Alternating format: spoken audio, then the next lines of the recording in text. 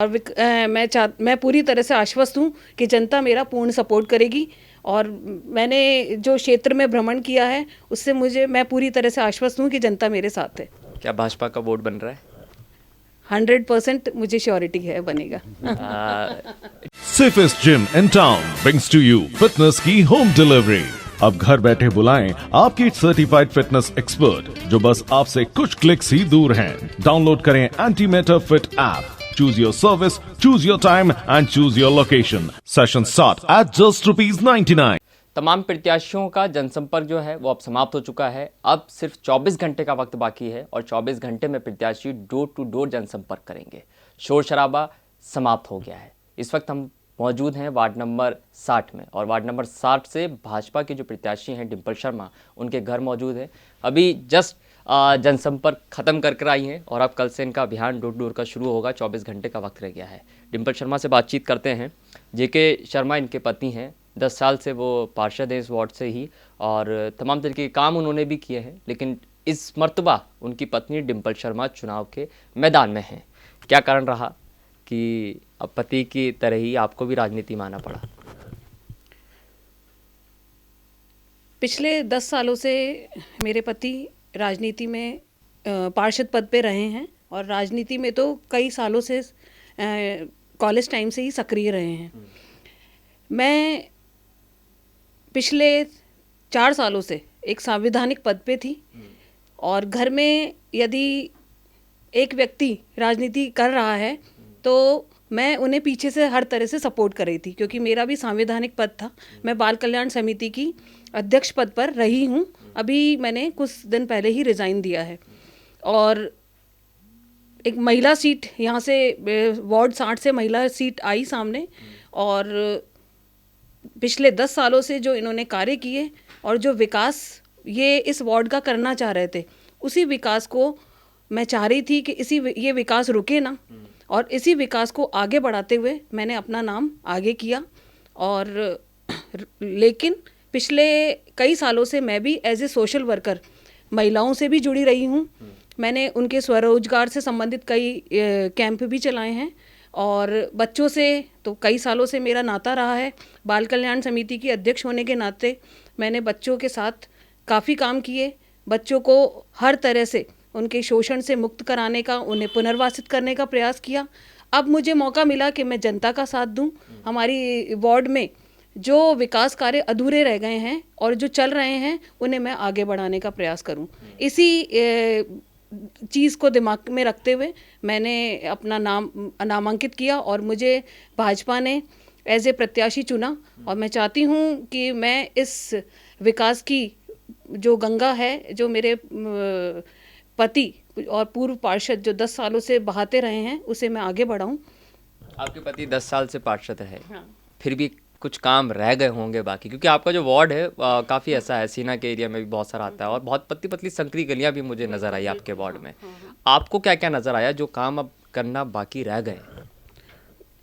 Road और जो मूलभूत समस्याएं हैं, जैसे रोड है, पानी की समस्या है, लाइटों की समस्या है, उन्होंने पूरी कोशिश की। ऊपर से अगर आप पहाड़ों पे भी जाएंगे तो वहाँ पे भी सड़कें बनी हुई हैं। कुछ ऐसे हैं, कुछ जो मैंने क्षेत्र का दौरा किया उसमें मुझे लगा कुछ ऐसे कहीं कहीं कुछ पैचेस रह गए हैं, कुछ एक नाली की समस्या है कहीं कहीं पे जो सीवरेज लाइन की वजह से है, खुदाई हुई या कोई और कारणों से अगर टूट गई हैं तो उन्हें मैं ठीक करूँगी, ठीक करने का प्रयास करूँगी। और विकास जो इन्होंने किया है उसमें अगर देखा जाए तो प्राथमिक चिकित्सा केंद्र जो इनकी पिछले साल 1.5 साल से जो इनकी इच्छा थी कि उसे खोलना है इस क्षेत्र में, और लोगों की भी डिमांड थी कि इस कुंदन नगर क्षेत्र में प्राथमिक चिकित्सा केंद्र या मोहल्ला क्लिनिक कह लें वो खुलना चाहिए। तो उसके लिए ये प्रयासरत रहे हैं और मैं इसे आगे बढ़ाने का काम करूँगी। स्कूल बिल्डिंग है, सरकारी स्कूल बिल्डिंग का एक जो है निर्माण, उच्च प्राथमिक स्कूल खोलने के लिए स्कूल बिल्डिंग का निर्माण किया जाएगा। कालू की ढाणी में जो महिलाओं को शौचालय की जो दिक्कतें हैं, स्नानागार, उसको खुलवाने का प्रयास इनका जारी है और मैं उसे आगे बढ़ाने का प्रयास करूंगी। हमारे क्षेत्र में सीनियर सिटीजन जो हैं उन लोगों के लिए लाइब्रेरी का निर्माण, इसके अलावा कुंदन नगर जो एंट्रेंस है उस पर गेट लगवाने का सौंदर्यीकरण का कार्य इन्होंने अपने मैनिफेस्टो में भी हमने रखा है और उसे मैं आगे बढ़ाने का कार्य करूँगी। ऐसे और अनेकों कार्य हैं विकास के जो ये करते रहे हैं और इनकी इच्छा थी कि मैं पूरा कर पाऊँ, लेकिन टेन्योर पूरा हो गया और उसी को आगे बढ़ाते हुए मैं चाहूँगी कि ये जो भी कार्य हैं जो अधूरे या जो प्रगति पे हैं उन्हें मैं पूर्ण करूँ। अपनी जीत को लेकर कितना आश्वस्त है? मैं जीत को लेके जिस तरह से कुंदन नगर का विकास हुआ है और मैं पूरी तरह से आश्वस्त हूँ कि जनता मेरा पूर्ण सपोर्ट करेगी और मैंने जो क्षेत्र में भ्रमण किया है उससे मैं पूरी तरह से आश्वस्त हूँ कि जनता मेरे साथ है। क्या भाजपा का वोट बन रहा है? 100% मुझे श्योरिटी है बनेगा। इनके पति जेके शर्मा पूर्व पार्षद भी हैं, 10 साल से पार्षद का कार्यकाल इनका रहा है। उनसे हम बातचीत करते हैं। राज्यसभा सांसद भूपेंद्र यादव के बेहद करीबी हैं, उनके सांसद कोष से बहुत उपयोग इन्होंने इस वार्ड के अंदर किया है। क्या क्या काम अभी भी बाकी रह गए आपको ऐसा लगता है? क्योंकि मैं आपका बुक देख रहा था जो आपने वार्ड के लिए लॉन्च की है, उसमें बहुत सारे ऐसे काम भी हैं जो स्मार्ट सिटी से रिलेटेड भी काम है। क्या उन कामों को लेकर आ पाएंगे? देखिए, मैं स्मार्ट सिटी का मेंबर रहा हूँ। जब स्टार्टिंग के अंदर स्मार्ट सिटी आई थी, मैंने उस टाइम सैनिटाइजेशन का भी काम देखा था और स्मार्ट सिटी का भी काफ़ी काम मैंने देखा था। मुझे बेसिक नॉलेज बहुत है कि फंडिंग कैसे की जाती है, मतलब वार्ड में फ़ंड कैसे लिया जाता है। मेरा वार्ड स्मार्ट सिटी में नहीं है, इसके अलावा ना मेरा एडीए में है। मेरा जो पूरा क्षेत्र है कालू की ढाणी, कुंदन नगर और मिशन कंपाउंड और जितना भी है वो सारा की सारा नगर निगम की क्षेत्र में आता है। मेरा मानना है कि यदि हम किसी चीज़ के लिए प्रयासरत होते हैं तो हम अचीव करते हैं उसको, और मेरा शुरू से ये रहा है कि मैं कुछ करके दिखाऊं। और पहले भी जब मैं 5 साल पहले था तो उस टाइम मैंने 12-13 करोड़ के काम कराए थे। इस बार मैंने स्मार्ट सिटी से 8 से 10 करोड़ रुपए के पीएचडी के काम कराए। मेरे यहाँ मतलब पानी की कोई कमी नहीं है, हर जगह कुछ एक लाइनों में है, वो भी मैं जल्दी शिफ्ट करा रहा हूँ कि मतलब जल्दी हो जाएगा काम, है ना। इसके अलावा मैंने एडीए के अंदर भी पैसा लाने की कोई कमी नहीं छोड़ी, हर जगह बहुत पैसा लाया हूँ मैं। और सांसद, विधायक, आप ये देखिए मेरी स्कूल की बिल्डिंग के लिए भागीरथ चौधरी जी जो हमारे सांसद साहब हैं उन्होंने पैसा दे दिया। एक तो मेजर जो प्रॉब्लम रही, मैं जो सोच रहा हूँ, जो कोरोना काल आया, 1 साल से सरकार के पास पैसे की फंडिंग की बहुत प्रॉब्लम थी। जनता तो क्या समझती नहीं है, जनता को तो क्या है कि मतलब हम सेटिस्फाइड करने की पूरी कोशिश करते हैं, लेकिन हर एक को सेटिस्फाइड करना हमारे बस के अंदर नहीं होता है। लेकिन मेरा मानना है कि मैं मेरी जनता को बहुत सेटिस्फाइड कर पाया हूँ मेरे व्यवहार से, और इसके अलावा काम करके दिखा के। आज मेरी जनता मेरे पे पूर्ण विश्वास करती है। गैंट्री के लिए भी उन्होंने पैसा दिया है।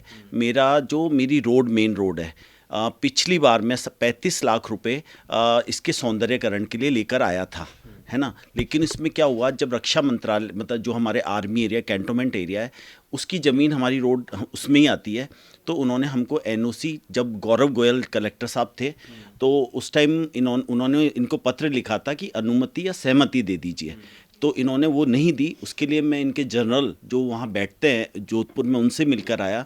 फिर मेरी फाइल चली और रक्षा मंत्रालय से निर्मला सीतारमण जी जब थी, और अभी जिनका एक्सीडेंट हुआ श्रीपद जी, उन सब तक से मेरी बात चल रही है।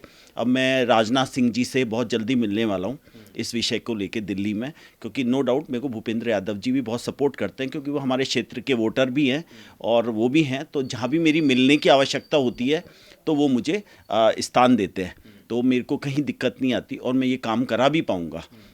बड़ा अचीवमेंट है। इसके अलावा स्मार्ट सिटी में मैंने अपनी बात रखी है, क्योंकि मेरा क्षेत्र आर्मी, सीआरपी, कोर्ट, मतलब सब ऐसा है जो मतलब कहना चाहिए जिनको हम सैल्यूट करते हैं, ऐसा है। तो इस पूरे को मैं थीम बेस बनाने के लिए मैंने प्रपोजल दे रखा है और जल्दी ही यहाँ पे काम शुरू होगा, क्योंकि चुनाव की आचार संहिता, बहुत सारे रीज़न है। क्योंकि थीम बेस जैसे बस स्टैंड से मुड़ेंगे तो लगना चाहिए कि हम वीआईपी रोड पे आ रहे हैं, क्योंकि मेयो पे जाने वाले लोग भी इसी रोड से निकलते हैं, चाहे वो कितने भी वीआईपी हों, है ना।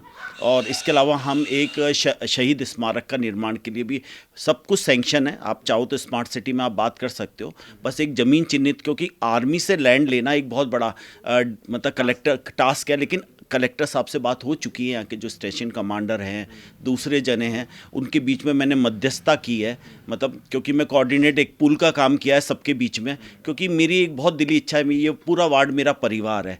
मैं 6 क्लास के अंदर इस वार्ड में आया था जब ये जंगल होता था, और धीरे धीरे सबका इतना प्यार मिला है कि मैं तो सबका बहुत शुक्रगुजार हूँ। देखो, राजनीति और ये सब चलता रहता है, कुछ नहीं है, कोई बड़ी बात नहीं है, लेकिन प्यार मेरे को अपार मिला है, इसमें कोई कमी नहीं रही है। मैं किसी का ऊपर कोई मतलब, ना मैं बीजेपी की बात कर रहा हूँ, ना कांग्रेस की बात कर रहा हूँ, ना मैं किसी जाति विशेष की, सबका मेरे को इतना प्यार मिला है कि सब अपनी दलगत राजनीति से उठ के मेरे को सपोर्ट करते हैं।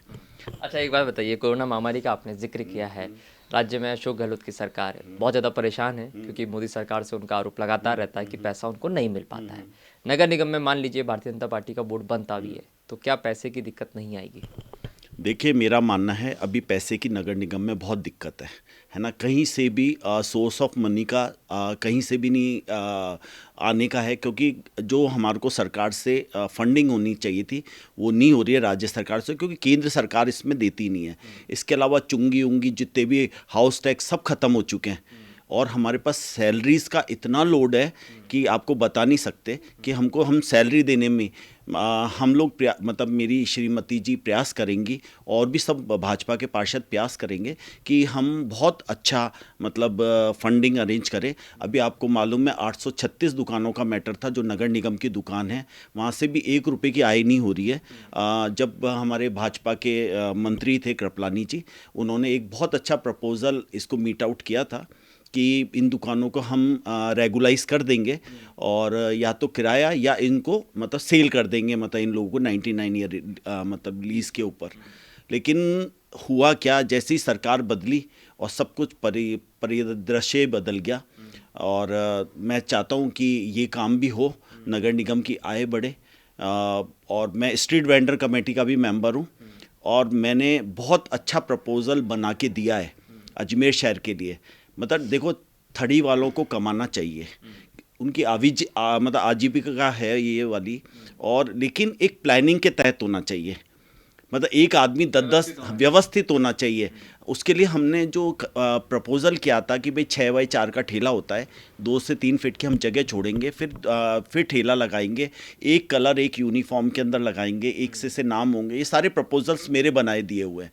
तो मेरा मानना है अजमेर एक बहुत ही स्मार्ट बने, क्योंकि क्या हम बीच रोड पर लगा के खड़े हैं।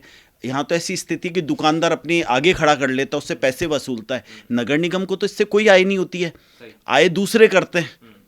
मैं नाम नहीं लेना चाहता, लेकिन बहुत सारे लोग हैं जो उससे आय प्राप्त करते हैं। तो मेरा मानना है अजमेर को स्मार्ट होने के लिए, मेरे वार्ड को स्मार्ट होने के लिए, मतलब मैं कोई कमी नहीं आने दूंगा। मैं डिम्पल के साथ कंधा से कंधा मिला के उसको बैक सपोर्ट करूंगा।